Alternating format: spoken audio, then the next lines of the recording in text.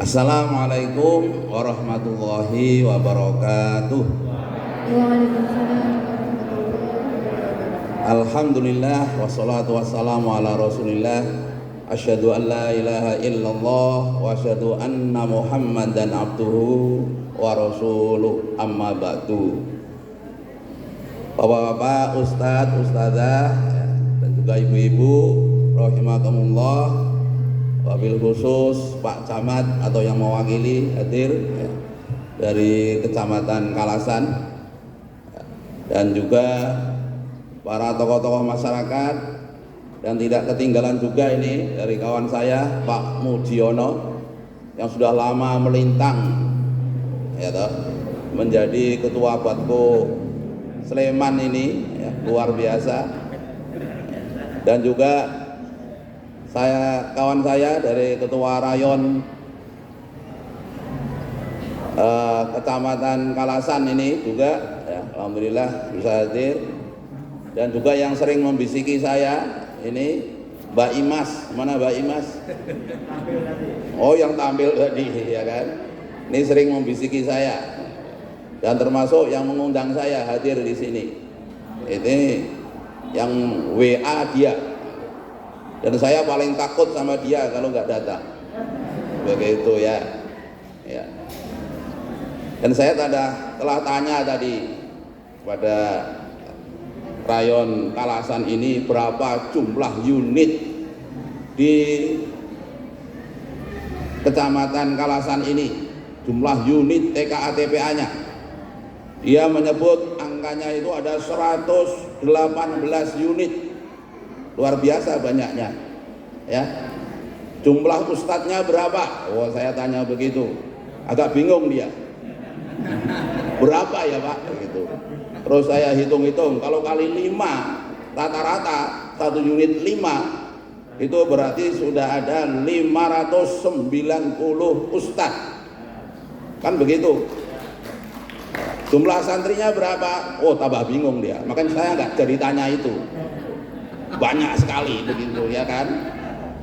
Terus saya coba-coba juga, kalau Batko Sleman berapa jumlah unitnya? Wah, ini Pak Mujiono dengan mantap beliau menjawab, Pak, jumlahnya ada 1320 unit TKA-TPA di Kabupaten Sleman. Kalau ustadznya berapa? Nah, ini mulai kira-kira dia. Kira-kira ada 7.000 lebih Pak. Iya, bagus lah. Akhirnya karena sudah kira-kira jumlah santrinya berapa, saya nggak tanya lagi juga.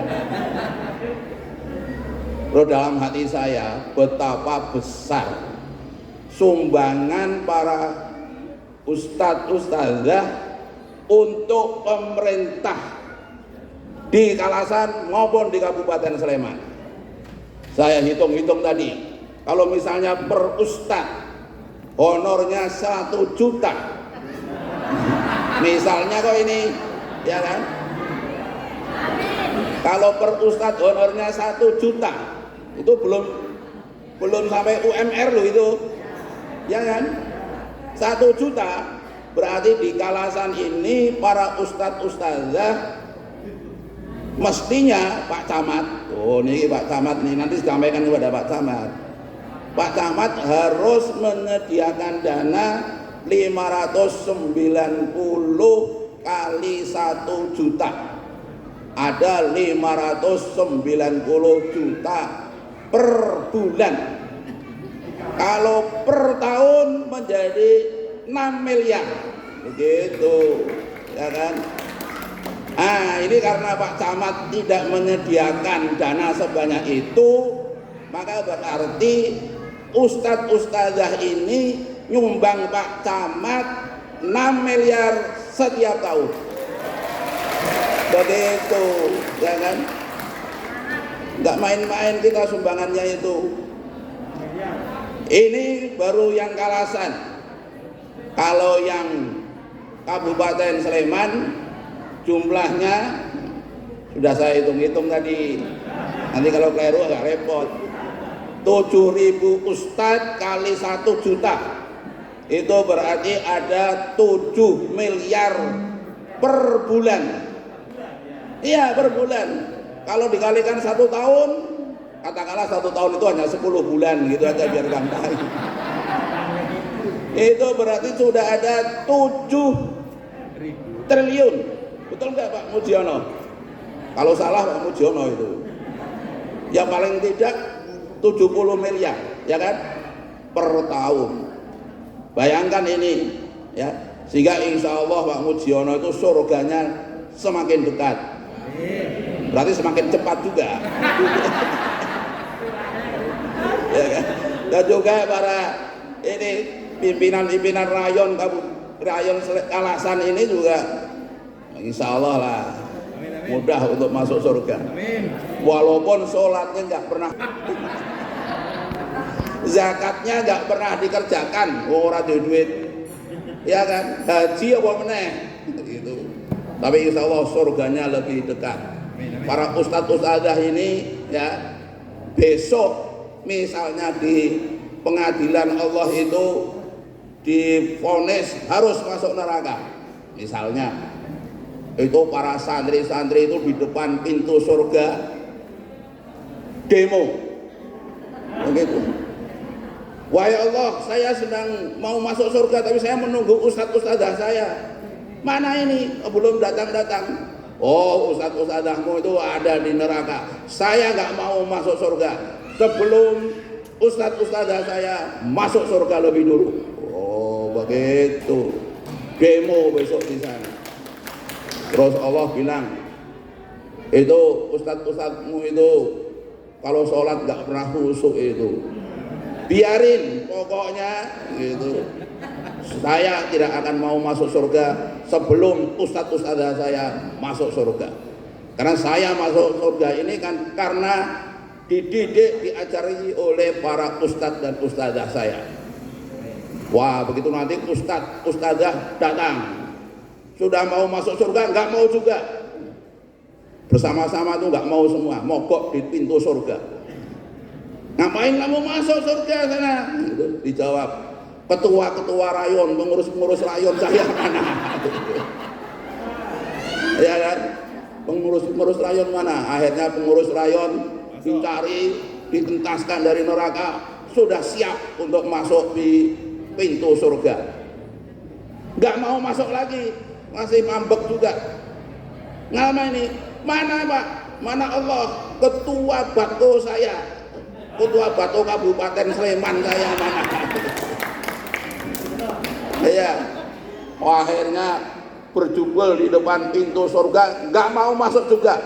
Ayo masuk sebelum ketua Dewan Pakarnya masuk surga dulu. Akhirnya masuk surga bareng-bareng. Begitu ya. Insya Allah itu. Apa yang saya sampaikan ini sebenarnya ada dasar hadisnya. Cuman hadisnya nggak hafal saya. Ya, tapi intinya seperti itu.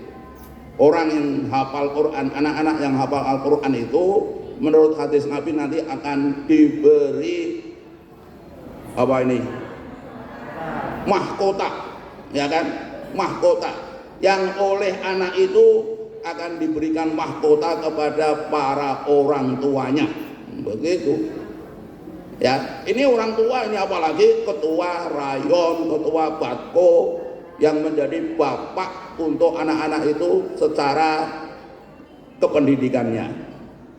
Ya, oke, itulah sekedar pembukaan ya untuk membesarkan hati kita semua. Terang aja saya tegaskan itu, ini ustadz-ustadzah ini misalnya tidak ikhlas dalam mengajar, nggak apa-apa.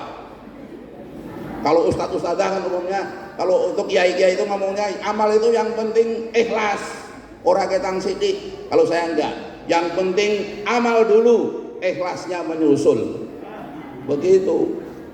Pak, itu ada hadisnya enggak? Ada hadisnya. Saya ini di UIN, YIN gitu menjadi dosen hadis Al-Quran dan hadis. Saya buka-buka hadis Riyadhus Shalihin. Ternyata di situ ada hadis di bab ikhlas, hadis yang mengatakan petani menanam padi, padinya dimakan burung, oleh Allah dihitung sebagai sedekah. Pertanyaan saya, petaninya ikhlas nggak? Hah? Nggak ikhlas kan? Iya, petaninya nggak ikhlas itu, yakin. Kok yakin aku, ditunggoni itu manuke itu, digusah, nek kecekel dijuing-juing itu saking ora ikhlase. Tapi oleh Allah dihitung sebagai sedekah. Dari itulah ustadz-ustadzah itu ya silakan mengajar walaupun tidak ikhlas. Niatnya cari uang, begitu. Orang yang bayar tak ikhlas ke, begitu. Ya, siap ya. Begitulah, ikhlas itu gampang, belakangan saja nanti. Ini pendapatnya Imam Nawawi Al-Bantani.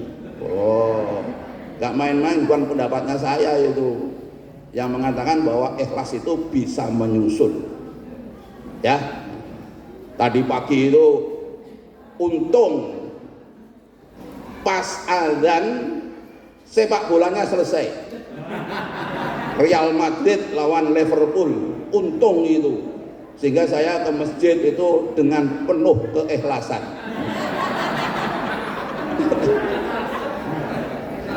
Tapi yang sering terjadi ya, itu kan saya sudah juga berdoa dalam hati semoga Liverpool bisa memasukkan dari 1-1, nanti akan diperpanjang, akan adu penalti, gak jadi itu.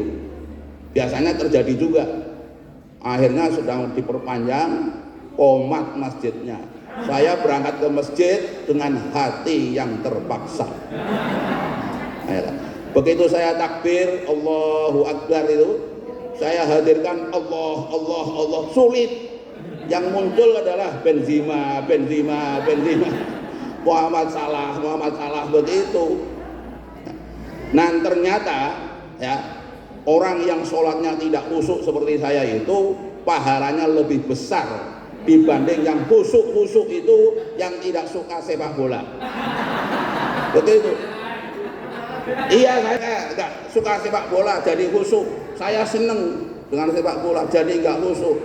Allah akan memberikan pahala yang lebih besar kepada yang saya yang tidak khusyuk itu. Karena apa? Karena ada jihadun nafsi, jihad melawan hawa nafsu. Begitu ya. Maka ustadz-ustadzah silakan untuk beri contoh kepada anak-anak, aktif berjamaah ke masjid. Begitu ya. Untuk memberikan contoh kepada anak-anak. Gak khusyuk, gak apa-apa. Yang dilihat oleh anak-anak itu kan bodinya ustadz itu di masjid, hatinya di TV, gak peduli. Begitu ya. Ini ada ustadz baru soalnya ini, yang pendapatnya agak beda ya. Oke, saya akan ceramah sesuai dengan makalah yang sudah saya bagi ini. Ada yang belum dapat?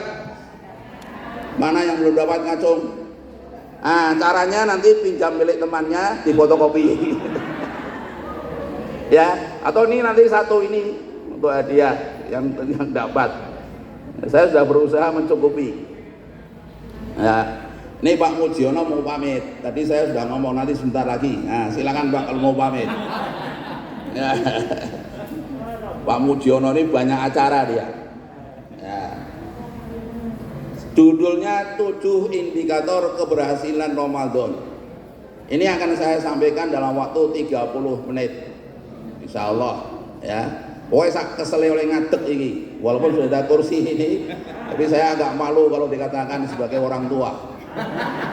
Kan muda. Begitu ya kan? Ya. Usia saya sudah mendekati 70. Menurut perhitungan kalender Komariah 69. Menurut Samsiah 67. Kan begitu. Nah, tapi saya masih merasa muda. Apalagi kalau ketemu dengan ustadzah ini, terasa sangat muda. Apalagi nanti kalau berebut Pak foto bersama Pak foto, itu wah tambah muda sekali saya. Tapi biasanya nggak ada kalau di sini. Oke, saya baca ini 30 menit. Nomor 1, alhamdulillah kita telah menyelesaikan ibadah puasa di tahun 1443 Hijriah ini. Sudah rampung kan puasanya ya? Kalau ustazah mungkin ada yang belum rampung, karena biasanya ada penghalang. ya kan? Kalau ustadz ini sudah, insya Allah. Ya. Dan kita berharap, ya, monggo Pak Mujiono, ya, mungkin bersama ibu. Oh belum ternyata, belum ada ibunya. Iya, saya sudah tahu Pak, tenang aja. Ya, oke. Jadi kita berharap tahun depan nanti kita akan mendapatkan bulan Ramadan berikutnya. Amin. Ya toh? Nanti tahun depan lagi kita berdoa, ya Allah panjangkan usia saya agar mendapatkan Ramadan tahun berikutnya. Nanti tahun berikutnya lagi berdoa lagi, ya Allah panjangkan usia saya untuk mendapatkan Ramadan tahun berikutnya. Lama-lama Allah akan mengatakan, wis jaluk terus, wis mangsane mulih. Begitu ya. Tapi kalau untuk saya insya Allah masih lama kata-kata wis itu. Ya, aku ingin hidup 1000 tahun jualnya. Sekarang nomor 2, seusai bulan Ramadan otomatis kita memasuki bulan Syawal, yang menurut para ulama, para ahli, Syawal itu artinya peningkatan. Tapi sebenarnya ya, menurut lisanul Arab, kata Syawal itu sudah ada sejak sebelum Islam. Ternyata kata Syawal itu diambil dari peristiwa musim kawinnya unta. Unta itu kalau kawin pada umumnya di bulan Syawal, dengan dibuktikan ekornya itu berdiri. Ekor unta itu berdiri, bahasa Jawanya jengat. Begitu ya kan? Terus diberi Syawal karena apa? Naik ekornya. Dari itulah kemudian para ulama ngutak-atik Syawal punya arti juga peningkatan. Lepas dari benar atau salah, yang jelas memang seharusnya bulan Syawal menjadi bulan peningkatan buat kita. Apa yang harus kita tingkatkan? Nomor 3, terus sekarang sudah sampai nomor 4. Nah, cepet toh, nanti dibaca ulang lebih lanjut. Di halaman 2 saya tulis ada 7 indikator yang harusnya meningkat. Indikator yang pertama adalah peningkatan keimanan dan ketakwaan. 2, 3, 4, 5, 6, 7 nanti dibaca. Sekarang nomor 5. Enggak, nomor 5 gitu. Peningkatan pertama adalah harus meningkat iman dan takwa kita kehadirat Allah Subhanahu wa taala. Sesuai dengan firman Allah, la'allakum tattaqun, agar kamu semua menjadi takwa. Bukti takwa itu kalau meningkat, molimonya meningkat. Molimo itu ada 2 macam, ada yang positif, ada yang negatif. Nah ini molimo yang positif. Kalau yang negatif hafal kamu, apa itu? Molimo yang negatif itu madon, mendem, main. Yang kelima maling. Lupa yang keempat, maling gitu ya. Ini molimo yang jelek. Kalau molimo yang lain lagi itu biasanya anak-anak muda yang mau menikah tapi belum punya bekal, pakai modal molimo, madep mantep, mangan melu morotuo, ya kan? Bahkan kata dia bukan molimo pak, ting mosongo. Apa itu? Madep mantep, mangan melu morotuo, morotuo mati melu marisi. Wah, gitu. Ada yang nambah lagi pak, morolas pak. Apa kuwi? Madep mantep, mangan melu morotuo, morotuo mati melu marisi, morotuo muni-muni mantu minggat. Ini yang jelek-jelek ini. Nah ini yang baik, ini molimo yang baik. Molimo yang baik itu adalah satu, mahabbatullah, semakin meningkat cinta kita kepada Allah. Hubungan kita kepada Allah itu kalau sudah dilandasi mahabbah, cinta, maka kita akan mengerjakan semua kewajiban dengan ringan dan meninggalkan semua larangan dengan ringan juga. Seperti anak-anak muda saat sudah jatuh cinta kepada seorang gadis, maka dia akan sangat ringan mengerjakan perintahnya sang gadis. Mas, tolong aku diterkering pasar. Oh iya, wah semangat. Padahal TV-nya sedang sepak bola, ia tinggalkan demi melaksanakan perintah si dia. Mas, tolong aku ngelih tukang bakso. Yo, wah sregep. Wis kon ngeterkering pasar dadi tukang ojek, isih kon ngoke bakso, kok gelem-geleme. Karena apa? Karena cinta. Kata gombloh itu, ya, kata gombloh kalau sudah cinta maka telek kucing aja rasa coklat, kan begitu ya. Nah, dari itulah kalau ini kita dengan Al-Quran sudah dilandasi oleh cinta, oleh mahabbah kepada Allah, maka kita akan rajin membacanya. Sebagaimana kita juga rajin membaca surat yang datang dari si dia. Allah sudah menurunkan Al-Quran berupa surat-surat yang jumlahnya ada 114 surat. Kita mesti senang membacanya. Ini adalah yang kedua, mahabbah. Yang pertama mahabbatullah. Yang kedua muraqabatullah, merasa jiwa yang di bawah pengawasan Allah. Allah selalu mengawasi kita.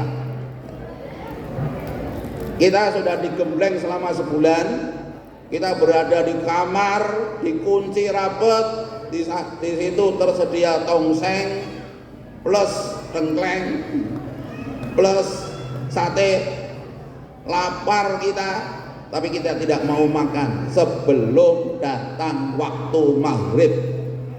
Itu karena apa? Karena kita merasa di bawah pengawasan Allah. Nah ini, ada seorang santri minta izin kepada kiainya, Pak Yai, izinkan saya mau maksiat, bolehkah?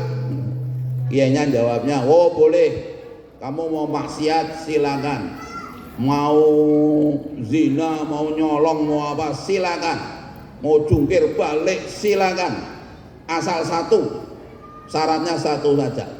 Apa itu syaratnya wahai Pak Yai? Syaratnya jangan sampai dilihat Allah. Udah satu aja. Mana mungkin kita bisa melakukan perbuatan tanpa dilihat oleh Allah. Kemudian yang kedua, yang ketiga muqarabatullah, merasa dekat dengan Allah. Kalau orang sudah merasa dekat dengan Allah, maka hidupnya jadi santai, rileks, penuh dengan kemantapan hidup. Sebagaimana saat ya, Abu Bakar ketakutan saat mengantar Rasulullah hijrah dari Mekah ke Madinah. Kemudian Abu Bakar dan Rasulullah bersembunyi di Gua Sur. Ya, Abu Bakar ketakutan karena melihat tentara-tentara Quraisy sudah ada di atasnya. Tapi kemudian apa yang dilakukan oleh Rasulullah? Rasulullah mengatakan, la tahzan, innallaha ma'ana. Jangan khawatir, Allah selalu bersama kita. Ini para ustadz-ustadzah ini perlu juga punya jiwa seperti ini.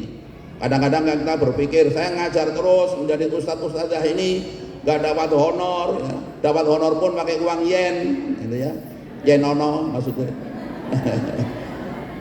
Masa depan saya gimana ini? Biasanya begitu. Jangan khawatir, selama kita membela Allah, intan surullah yang surukum. Selama kamu membela Allah, Allah akan membela kamu. Saya terus terang aja merasa sekarang ini sebagai orang tua yang penuh mendapatkan kenikmatan. Asli saya itu dari Batang, Pekalongan. Saya datang ke Jogja, dulu tinggalnya di Pondok Krapyak. Setelah itu saya minta izin sama ayah saya pindah ke kos, mau kos. Ayah saya mengizinkan kamu keluar dari pondok asal tempatnya di masjid. Begitu. Sehingga hidup saya itu minal masjid ilal masjid. Kalau ada hadis mengatakan wa qalbuhu mu'allaqun fil masajid, anak muda yang hatinya tergantung di masjid, saya termasuk itu. Karena tidak hanya hati saya yang ada di masjid, tapi juga bodi saya ini ada di masjid. Kepala saya, perut saya, semuanya ada di masjid. Kan begitu. Ternyata begitu biayanya kurang dan seterusnya, kemudian saya sambil kuliah, sambil bekerja gitu. Saya ngajar anak-anak kecil-kecil di masjid itu. Saya pinter juga. Saya setiap malam saya adakan tadarus keliling. Darling, ada tadarus anak-anak, nanti tadarus remaja, tadarus pemuda, tadarus orang tua, berkeliling antar rumah. Saya datang paling awal, melu noto kursi, noto tikar. Kalau pulang paling akhir, melu resik-resik. Nanti sisa-sisa itu dibawakan kepada saya. Iya, pinter itu, gitu. Dan saya hafalkan itu nama kelahiran anak-anak itu, anak-anak santri ngaji itu. Kowe lahirnya tanggal piro, tak hafal ke. Kalau kurang 1 minggu tak elengke. Kowe minggu Senin, minggu ngarep ulang tahun lho. Oke toh Pak. Ulang tahun dia. Ya. Ngumpulkan teman kecil-kecil, saya diundang untuk mimpin doa. Waras, warek, wasis. Ya kan? Ini honor dari Allah min haitsu la yahtasib. Begitu selesai sarjana, cari kerja Allah mudahkan. Sekedar tahu aja, saya punya 3 SK pegawai negeri. Ngulang daftar SMP ketompo, daftar lagi SMA ketompo, metu terus. SMP ora seneng aku. SMA orang seneng aja, akhirnya daftar dosen, jadi dosen. Dimudahkan oleh Allah tanpa pakai uang sepeser pun. Itu honor dari Allah. Melamar seorang gadis langsung diterima. Karena apa? Status saya sebagai ustadz. Begitu. Tidak ada alasan untuk menolak saya. Mantap. Sekarang mertua saya meninggal, saya tempati rumah itu. Ya kan? Ya, honor dari Allah itu.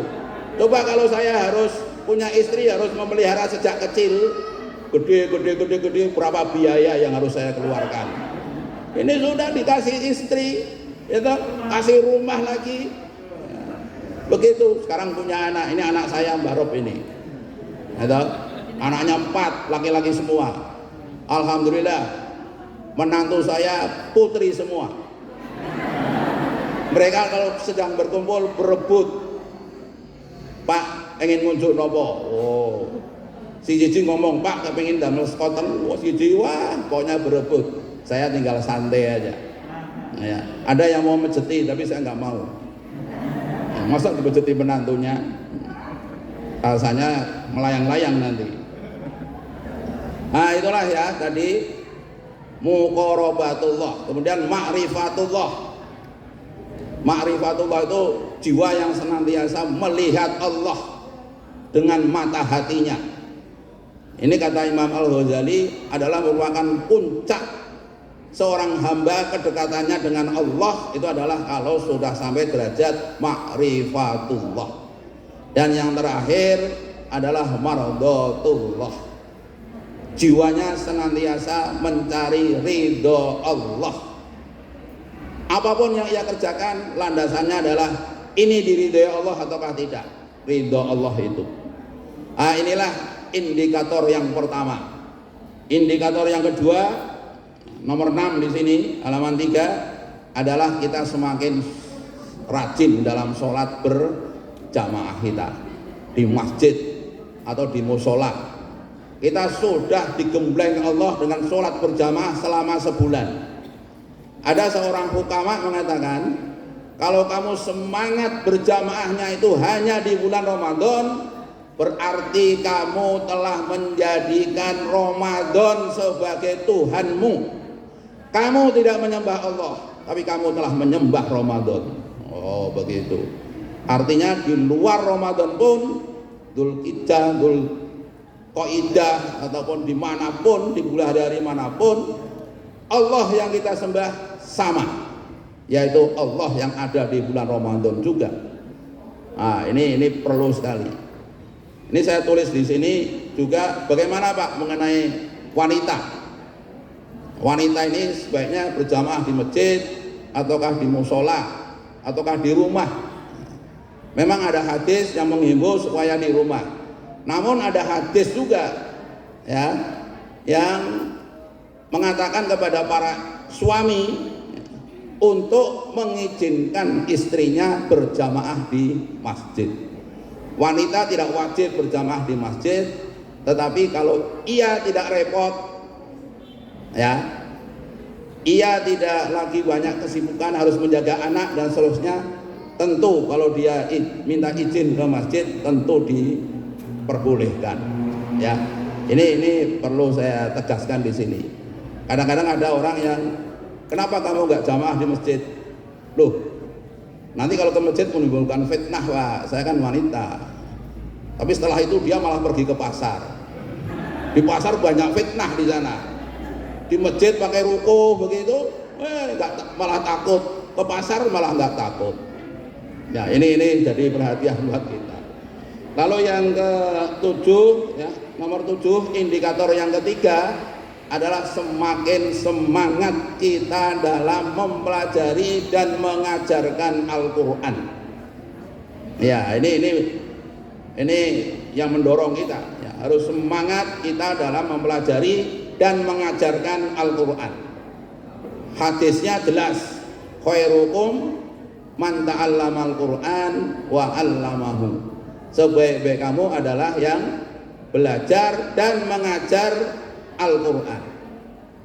Tadi sudah disinggung juga oleh pimpinan rayon ini, oleh Pak Mujiono juga, bahwa ternyata mengajar Al-Quran itu pahalanya luar biasa. Saya sampaikan bahwa manusia itu menurut kitab Taklim Muta'alim dibagi menjadi 3 macam nantinya. Ada orang yang al-hayah fil maut, orang yang hidup terus walaupun sudah mati. Ada orang yang al-hayah fil hayah, hidup selama masih hidup, begitu mati selesai. Ada orang yang al-maut fil hayah, sudah mati walaupun masih hidup, disuguh tanduk, tapi dianggap sudah mati. Mengapa? Karena hidupnya tidak bermanfaat untuk orang lain. Kalau ia mati, tidak ada tempat kosong yang ia tinggalkan. Malah teman-temannya yang hidup bersyukur karena kematian dia. Itu namanya orang yang al-maut fil hayah.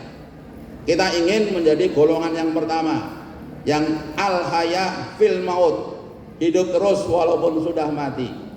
Siapa itu? Orang yang punya 3 hal. 1, punya sedekah jariyah. Nomor 2, punya ilmu yang manfaat. Dan yang ketiga, punya anak yang soleh. Menjadi ustadz, ustazah TKA TPA otomatis punya 3 hal ini. Punya sedekah jariyah, ilmu manfaat, dan anak yang soleh. Pak, kenapa kok bisa begitu? Saya nggak pernah mengeluarkan uang. Iya, ceritanya begini. Mestinya sekali mengajar itu, sekali mengajar, honornya 200.000 mestinya. Tapi kan prakteknya hanya 10.000, paling banyak di DIY ini 20.000. Di Kalasan ini banyak yang gratis, nggak dapat apa-apa. Betul nggak? Betul itu. Ini oleh Allah, saat kita selesai mengajar dicatat sudah sedekah jariyah 200.000, dikurangi honornya. Semakin banyak honornya, semakin berkurang sedekah jariyahnya. Semakin tidak ada honornya, semakin full sedekah jariyah kita. Dan itu tadi sudah saya katakan, tidak ikhlas nggak apa-apa. Yang penting kamu mengajar tidak ikhlas daripada ikhlas tidak mengajar. Begitu. Ya, kamu kok rajin sekali ngajar TPA. Wah, terpaksa saya. Nggak ada yang lain yang mau. Kasihan itu anak-anak. Saya terpaksa ini. Nggak apa-apa, silakan. Dan nyatanya anak-anak yang kita ajar yang kita tidak ikhlas dalam mengajar itu akhirnya do iso maca Quran kok. Apa nek awake dhewe ora ikhlas itu terus ora iso maca? Enggak. Malah kadang-kadang semakin tidak ikhlas semakin cepat pinter mereka. Iya kan? Jadi begitu ini. Ya saya dorong gitu. Ayo ora ikhlas ora apa-apa sing penting mulang gitu. Ya. Jadi sedekah jariyahnya luar biasa. Dan tadi di Kabupaten Sleman ini sudah 7 miliar para ustadz-ustadzah sudah sedekah jariyah se-Kabupaten Sleman. Yang di Kalasan ini sudah ada 600 juta per bulan sedekah jariyah. Begitu ya. Jadi silakan, ini penting untuk membangun sedekah jariyah. Yang pertama tadi sedekah jariyah. Yang kedua ilmu yang bermanfaat. Ada hadis Nabi ini, mandala ala khairin falahu ajrun mislu ajri fa'ilihi. Barang siapa yang menunjukkan jalan kebajikan, orang itu dapat pahala ditambah pahala orang-orang yang mengikutinya. Berdasarkan hadis ini, mengajar anak-anak dengan mengajar orang tua pahalanya banyak mana? Ayo, mengajar anak-anak dengan mengajar orang tua pahalanya banyak mana? Banyak anak-anak. Orang tua umurnya sudah 60 tahun, urung iso maca Quran, tak ulang. Oleh mulang wis angel banget itu. Delok. Pak, sudah. Sangel banget dan ternyata pahalanya lebih sedikit. Mengapa? Karena umurnya 60 tahun itu setiap ia baca Quran saya dapat pahala. Tapi kan masa berlakunya pendek. 5 tahun mati. Ya kan? Mulane ora usah sregep-sregep ulang wong tuwa kuwi. Salahe dhewe wis tuwa ora bisa maca Quran. Begitu ya diulang lah, tapi sing diulang sik putune diulang sik. Putune diulang rampung mulang anake gitu. Anake rampung mulang bae gitu baru, ya kan? Begitu, ya kan? Kalau mulang anak-anak itu tahtilid diulang, begitu ia baca Quran kita dapat pahala dan masa berlakunya panjang. Nganti 70 tahun meneh iki ora mati-mati. Wong tuwa iki kepleset nang olahke langsung mati. Kalau anak-anak kepleset jatuh berkali-kali asal bisa bangun ora mati. Begitu, ya kan? Jadi kita lebih senang ngajar anak-anak ini. Terus terang aja itu, dulu waktu saya masih agak muda, kalau sekarang sudah agak tua. Saya itu paling senang ngimami taraweh anak-anak. Ya. Ngimami taraweh orang tua di masjid agak males saya. Mengapa? Karena pahalanya banyak anak-anak. Ngimami orang tua itu anteng khusuk ganjarannya 100. Tapi kalau ngimami anak-anak kan ramai bocah-bocah itu. Bener barang ramai ya. Gitu. Begitu saya takbir, Allahu Akbar, mulai ramai itu. Apalagi waktu dia masih kecil itu anak saya itu. Orang itu ramai, aku orang ramai kok. Saya nggak bisa kutik ini mentang gitu. Wah sialan itu. Jadi kok pengen ramai kok malah ramai gitu. Karena nggak khusyuk, pahalanya dikorting oleh Allah hanya 50. Tapi melatih anak sholat, melatih anak beribadah, ganjarannya 100. Jadi untuk 150. Mulang orang tua ganjarannya mau 100. Begitu, ya kan? Dan juga ini, ya, orang tuanya saya gilir ngasih snack untuk anak-anak tarweh di rumah. Wah, ngasih snack. Punya setiap malam itu ada snack yang datang. Kalau hujan, saya senang itu, asik udan. Ngopo soalnya kok senang? Sing teko sini, seneke go ustadz, ya gitu. Kena go sahur, begitu. Dan saya biasanya, oleh tarweh cepet, ayo, tapet, rampung tarweh langsung nyetel TV, nyetel bajuri dulu, bajai bajuri. Nonton bajuri, nonton semua. Soalnya kalau ini saya lepas, anak nusul ke masjid, ganggu orang tua di masjid, ya kan? Di sini nonton TV, yang seneng juga saya juga. Kono wis wiridan, aku wis nonton TV. Ganjaran luwih akeh, entuk snack, iso nonton TV. Itulah nikmatnya menjadi ustadz ustadzah. Ya, ini ilmu yang bermanfaat. Nah, yang ketiga, anak soleh yang mau mendoakan orang tuanya. Ternyata anak soleh itu menurut Imam Al-Ghazali bermanfaat untuk 3 orang. 1 untuk anak yang bersangkutan, 2 untuk orang tuanya, 3 untuk para guru-gurunya. Ini menurut Imam Al-Ghazali. Menurut Mangun Budianto, anak soleh itu bermanfaat hanya untuk 2 orang. 1 untuk anak yang bersangkutan, yang kedua untuk gurunya. Orang tuanya nggak dapat, Pak, nggak dapat, kecuali kalau dia ikut menjadi guru. Kecuali kalau dia ikut menjadi pendidik, paling tidak membiayai pendidikannya itu. Dalilnya ada nggak, Pak? Ada dalilnya.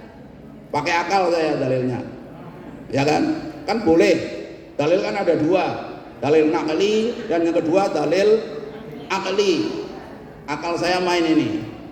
Karena contohnya begini, kalau ada seorang laki-laki memperkosa seorang wanita, yang berdosa siapa? Laki-lakinya itu yang berdosa, wanitanya nggak berdosa, kecuali kalau minta. Lain lagi, ya toh?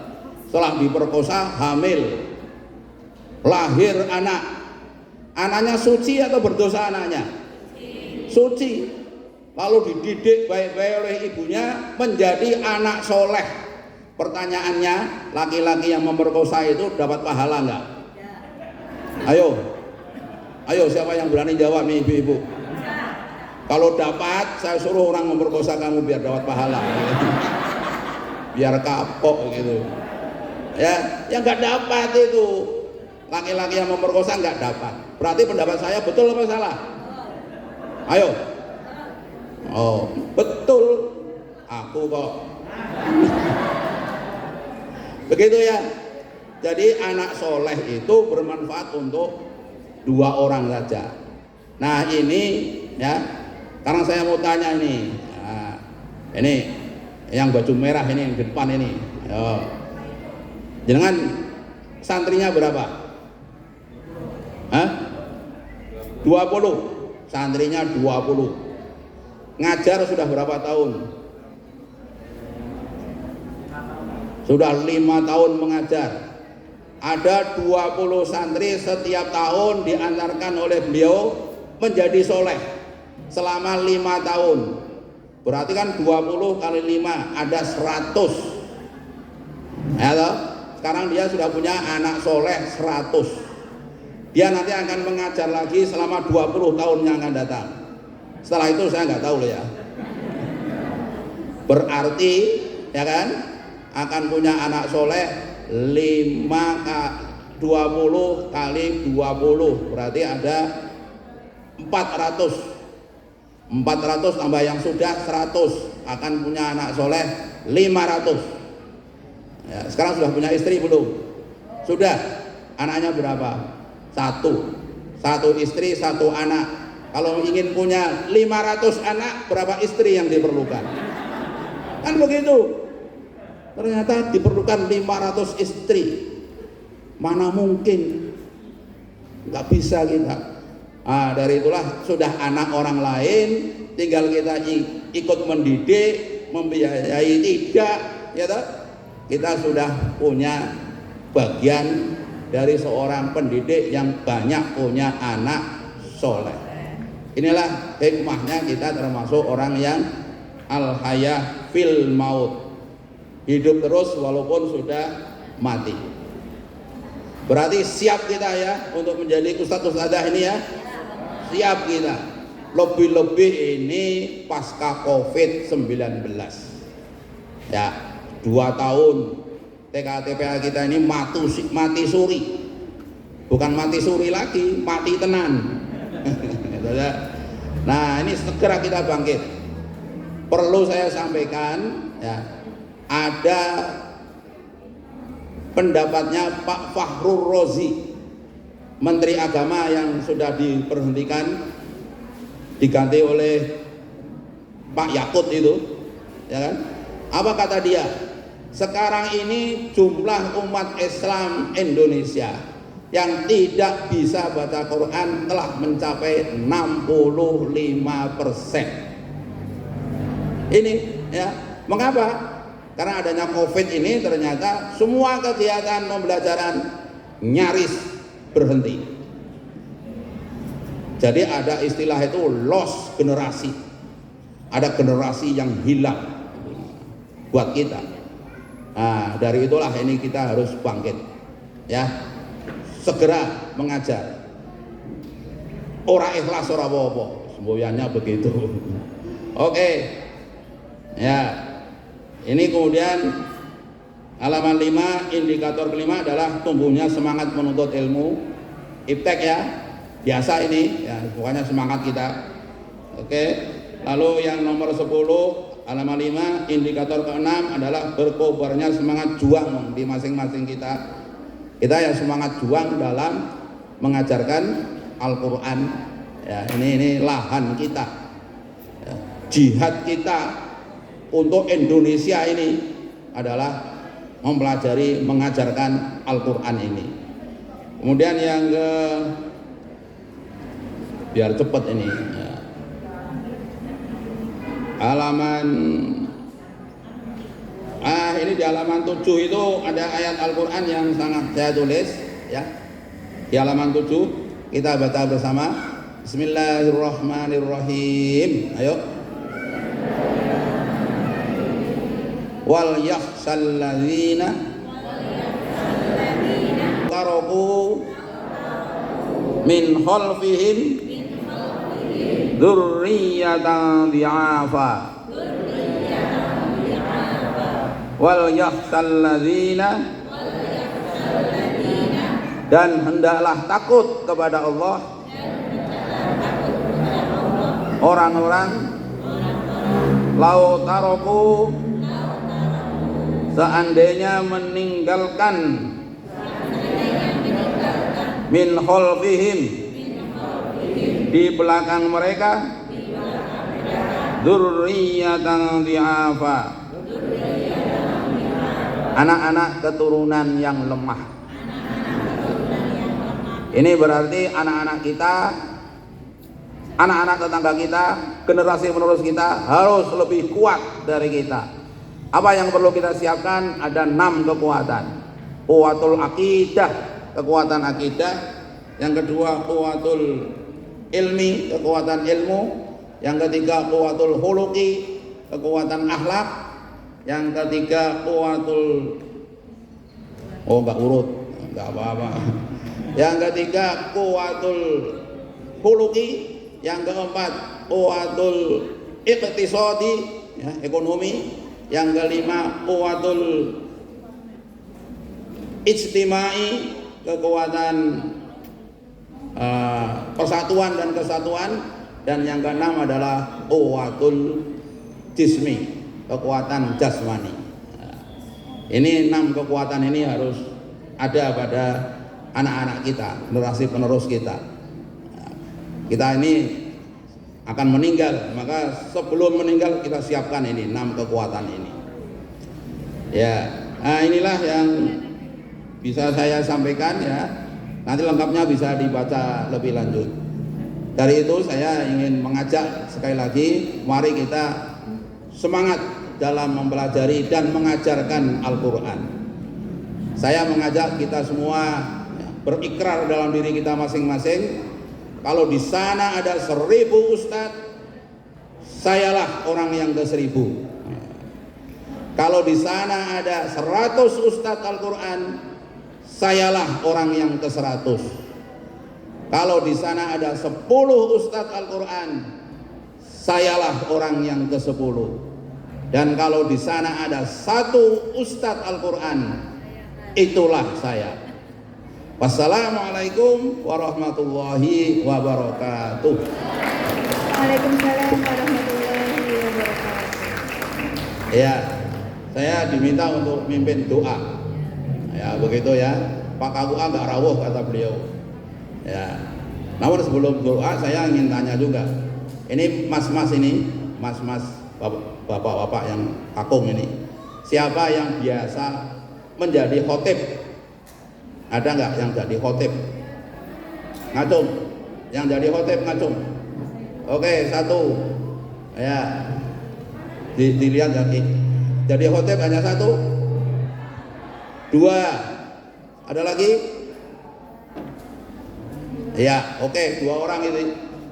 Itu buku khutbah itu untuk Ini ada buku khutbah pakai bahasa Jawi. Ya. Ini Mas, itu anak saya di ini. Buku khutbah bahasa Jawi diterbitkan oleh Dewan Masjid Indonesia. Kebetulan saya menjadi ketua redakturnya. Ya. Sekarang pertanyaan berikutnya ya kepada para ustadz-ustadzah. Siapa yang punya pacar, pacarnya biasa khutbah? Gitu. Ngacung. Ngacung. Pacar dulu. Ngacung. Ayo, pacar dulu. Ini pacar lo ya, bukan mantan pacar. Nah, pacarnya biasa khutbah. Oke. Ya. Saya beritahu, cari suami itu yang biasa khutbah, begitu. Jangan sampai cari suami di kebun binatang Wiroloko, masa bahaya itu, keliru nanti. Ya. Siapa ustadz-ustadzah ini ya yang punya suami biasa khutbah depan ki. Nah, ini depan ini. Ya, biasa khutbah. Tolong diberikan ya. Wah, itu banyak, itu belakang banyak.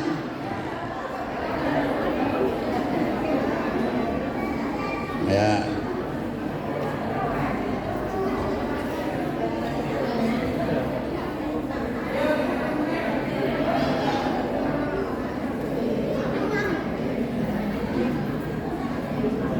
Masih?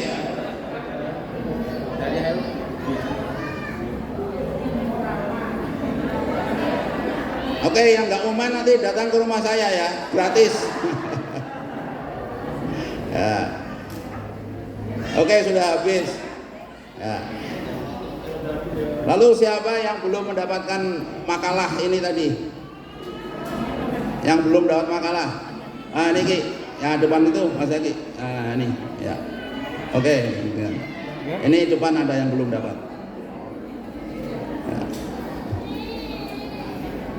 Yang belum dapat makalah itu ya. Nanti nama saya bisa diganti dengan nama kamu, terus bisa untuk ceramah juga kemana-mana. Lupakanlah saya.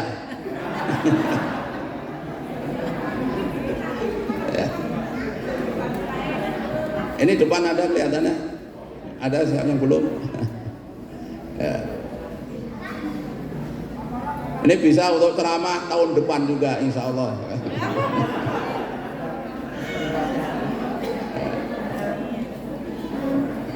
Oke, kita semua berdoa ya sama-sama kepada Allah SWT.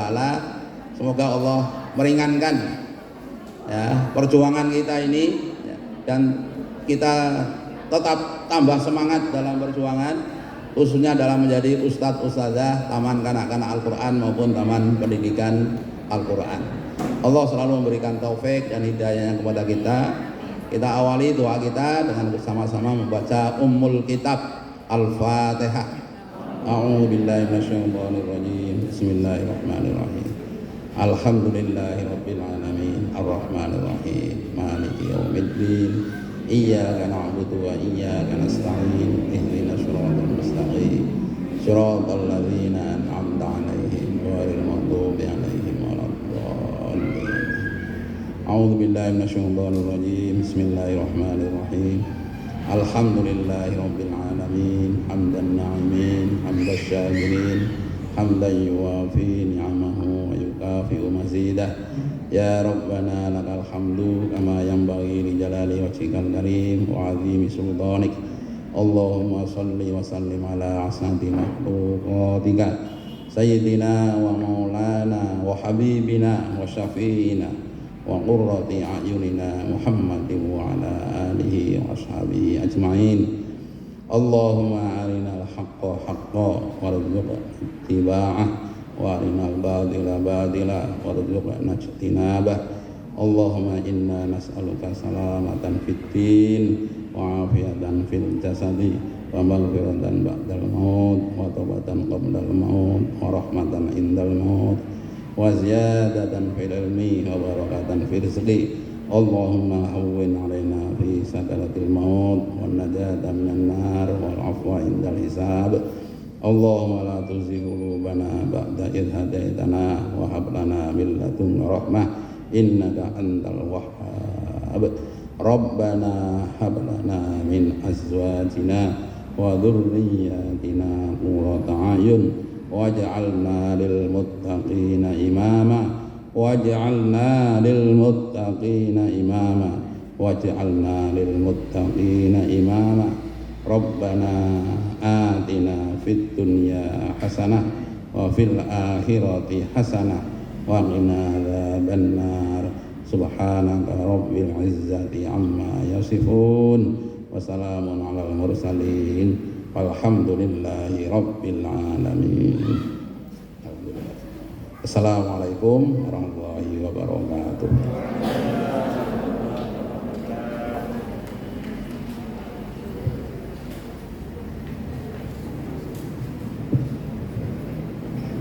Ya, terima kasih kepada Bapak Dr. Andes Haji Mangun Budianto yang telah memberikan materi dan doa pada siang hari ini. Untuk acara selanjutnya adalah pengumuman. Untuk pengumuman yang pertama, ya.